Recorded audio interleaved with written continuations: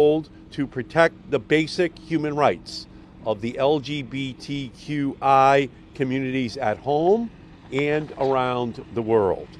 I want to thank my House colleagues, Representative Robert Garcia and Representative Sarah Jacobs, who are here with us today, as well as the advocacy organizations who have led the charge in promoting these values and demanding dignity for all people, regardless of where they live in the world. Specifically, I would like to thank Baron Ruth Snyder, Senior Policy Fellow at the Council for Global Equality, and David Stacy, Government Affairs Director at the Human Rights Campaign. In the past week alone, anti-LGBTQI paragons continue their procession of prejudice. In Uganda, lawmakers passed a bill to harshly penalize members of the LGBTQI community. In Kenya, the LGBTQI people are being targeted and victimized for attempting to protect their own rights. And even in our own country, just this week, states across the country are pushing to expand anti-LGBTQI rules in schools and beyond. Throughout the world, governments are using surveillance technology to track and target LGBTQI people. It happens everywhere. It's clear LGBTQI people are in peril as a result of this persecution. This is undemocratic, unconscionable, and unacceptable. The bottom line here is that no one in any country should be penalized for who they are or who they love. Gay people, lesbians, bisexuals, non-binary people, transgender people, and all LGBTQI people across the globe must be protected. It is our moral responsibility. Tomorrow, representatives from more than 100 nations are gathering for this year's Summit for Democracy, where they will convene around universal democratic values for the planet. And there is no democratic value more universal than the notion that human rights belong to everyone. As a co-host for the summit, the United States has an imperative to meet this moral moment by calling out human rights abuses around the world and reaffirming our commitment to safeguarding the fundamental rights of the LGBTQI communities where they live. That includes right here in the United States. I first introduced the International Human Rights Defense Act during the National Pride Month in 2014 to showcase the importance of appointing an LGBTQI special envoy. I thank and applaud the Biden administration for heeding my call in appointing special envoy Jessica Stern, who will undoubtedly lead the United States to energetically prioritize the need to protect LGBTQI rights as fundamental human rights around the world. But that is just a start. As attacks on LGBTQI ramp up, so must our efforts to combat hate and solidify fundamental rights for all people. We are here today to say that the United States must commit to putting LGBTQI rights at the top of the agenda in diplomacy with global leaders, and they can start by demonstrating that commitment by making this administration position permanent. It should not vary from administration to administration. It has to be permanent. Our legislation will do just that. It will also mandate the implementation of a strategy to prevent ruthless discrimination against LGBTQI people so that we can stem the suffering and instead celebrate and uplift the LGBTQI communities. Whether here or abroad, we can no longer stand by. The time to act is now. That is why we are here. We want to ensure that we keep this as a front burner issue.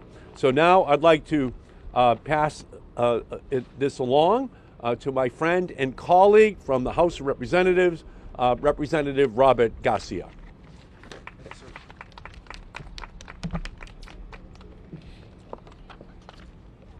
Thank you. I want to thank you all for being here today, but especially to the Senator.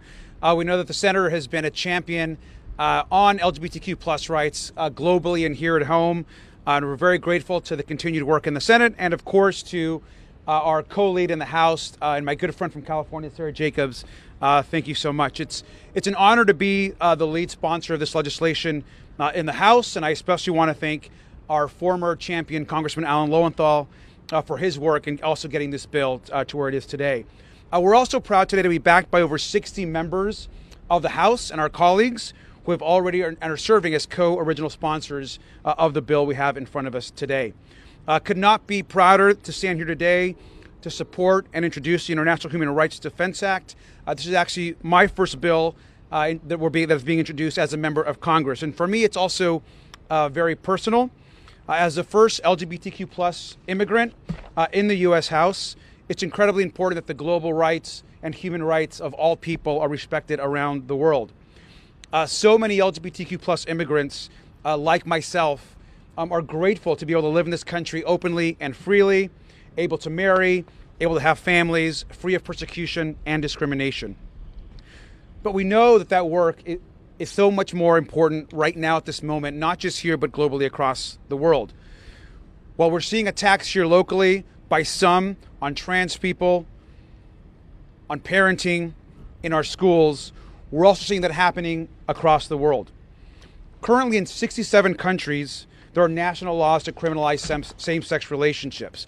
In 11 countries, you can be executed just for being physically intimate with your partner. We know that LGBTQ plus people all across the world can also and are murdered for just who they love. In other countries, you can be thrown in prison just for sharing LGBTQ plus stories or what they call propaganda. We as a country cannot be silent, and we know that love is not a crime. It's important for us to promote love, support, and acceptance across the world.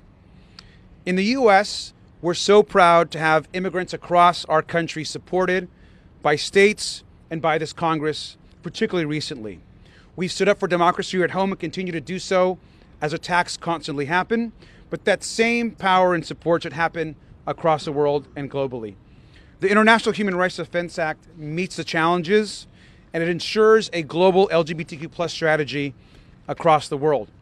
We know not only does it actually make permanent the special envoy position at the State Department, which is critical, but also encourages the U.S. government to continue to move equality forward by annual reports, strengthening the State Department's commitments to global rights, and making sure that Congress has an avenue to work with the White House and the State Department on such an important issue. I again want to thank the Senator for his incredible leadership on this and for his support.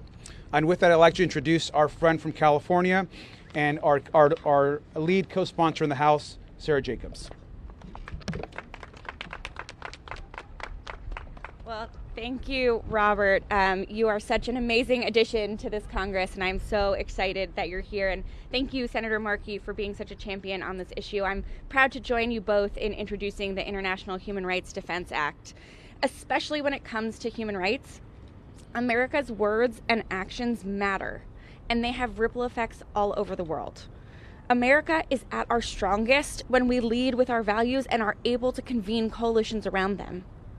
But when our allies and adversaries see that state legislators here in the United States have already introduced 430 anti-LGBTQ plus bills just this year, that also makes an impact. It sends a signal that America won't stand up for human rights at home, so how will they stand up for them abroad? And this isn't limited to state legislatures. Congressional Republicans have introduced a new transgender military ban and demonized trans kids playing sports. Last week, House Republicans passed a bill that would force the outing of LGBTQ plus kids to their parents. LGBTQ plus kids hear and internalize all this hatred and discrimination, and it impacts their mental health. This discrimination isn't stopping at our borders. Last week, the Ugandan parliament passed one of, if not the most anti-LGBTQ plus bills in the world. In a country where same-sex relationships were already illegal, it goes further by punishing some crimes with the death penalty and imposing up to 20 years in prison for people identifying as LGBTQ plus. When I worked at the State Department, I saw firsthand how successful American diplomacy could be at addressing, minimizing, and resolving these issues. And that's why the International Human Rights Defense Act is so necessary, important, and timely. As the sister of a trans brother and a gender nonconforming sibling, I know that our bill meets this moment. Our legislation codifies the State Department's special envoy for the rights of LGBTQI plus people and establishes that supporting the rights of LGBTQI plus people around the world is U.S. policy. It requires developing a strategy to address discrimination and violence against the LGBTQ plus community and reporting LGBTQ plus human rights abuses in the State Department's annual country reports. So we know where countries are meeting these standards and where they're falling short. If we want to restore America's credibility and reputation as human rights defenders on the world stage, then we must protect LGBTQ plus communities. We must defend the right to love and exist freely, and we must lead by example and live our values. Thank you so much. I'll now turn it over to Ruth Snyder at the Council for Global Equality.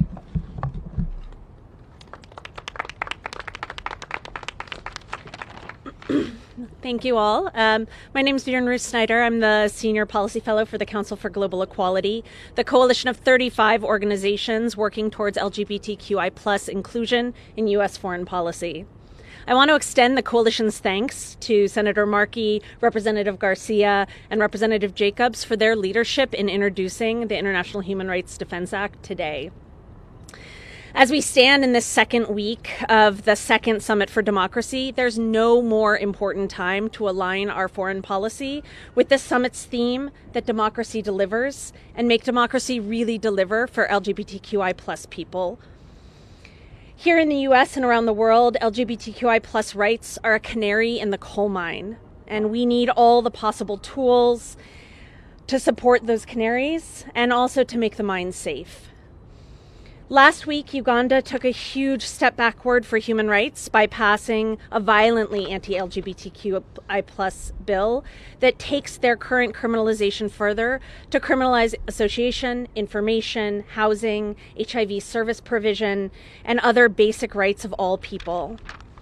The community call to action from our civil society colleagues in Uganda states clearly that they condemn the bill in no certain terms and in its entirety as a hate bill. Quote, "We call on everyone to walk the talk of Ubuntu, democracy, human rights, constitutionalism, and equality for every Ugandan." While there's nothing stopping the U.S. from action for Uganda and other countries today, the International Human Rights Defense Act is a timely and important chance to strengthen the policy and tools of the State Department. We welcome its introduction as another step towards inclusion for LGBTQI plus people and communities globally. It's now my opportunity to introduce David Stacy, the Government Affairs Director at the Human Rights Campaign. Thanks for being here, everybody. I'm David Stacy, Government Affairs Director at the Human Rights Campaign, the nation's largest LGBTQ plus civil rights organization. I want to start out by obviously where everyone else started, which is thanking the sponsors, especially Senator Markey, who was a champion on these issues when it was hard. And not that it's easy now, but he did it when it wasn't popular, but it was the right thing to do. And he's been working on these issues for a very long time, and we appreciate his leadership. And of course, we have two newish members of the House, Congressman Garcia and Congressman Jacobs, who are a new generation of champions and who have already stepped up and been leaders, and they're gonna be huge stars as we go forward and leading on these issues. So appreciate them as well. And I also want to take this opportunity to recognize Congressman Lowenthal for his leadership on this bill for many years, and he really brought this forward, and really appreciate all the work he did on it as well. Bern mentioned it, but we have more than 450 anti-LGBTQ bills at the state level. We have not seen this sort of unprecedented anti-LGBTQ attacks ever in the history of this country. More of those bills have passed than we've ever seen before, and these are really extreme and horrible bills. And so, the United States does not have a clean record here either, but, we have people around the world who need the United States to be a champion, and we have an administration that has a very different view than some of these state legislatures do, and we have a Congress that I think also has a very different view for the most part. As we take a look at the challenges coming ahead of us, we know that we're not done dealing with these challenges domestically or internationally, but the International Human Rights Defense Act is an opportunity to strengthen the U.S.'s commitment to these issues and to working to combat violence and extremism against LGBTQI people around the world. Byrne mentioned the Uganda anti-homosexuality bill. We saw a similar version of this bill a few years ago that ultimately did not become law, and we hope that President Museveni prevents this bill from becoming law. It would be a huge setback to global rights for LGBTQI people. It is by far the most extreme bill, and it would be impossible to be an LGBTQ person in Uganda. You would not be able to live anywhere, associate with anyone. It's truly extreme.